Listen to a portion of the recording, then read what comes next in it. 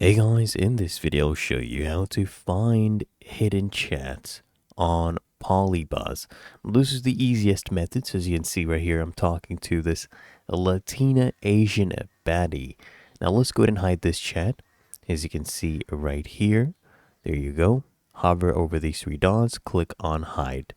Now that that chat is gone, okay, it doesn't exist anymore. To get that hidden chat, all you need to do is actually come here at the top right and just type in Latina Asian baddie or whatever your character's name was. Okay, let me do that. And then you just need to search it up. Just remember the photo, and if you remember the person who made it, so as you can see, this is the one I was using. So just go ahead and click on it, and now you can start typing with them again. As you can see right here, you just talk to them. And this one, as you can see, is my chat history.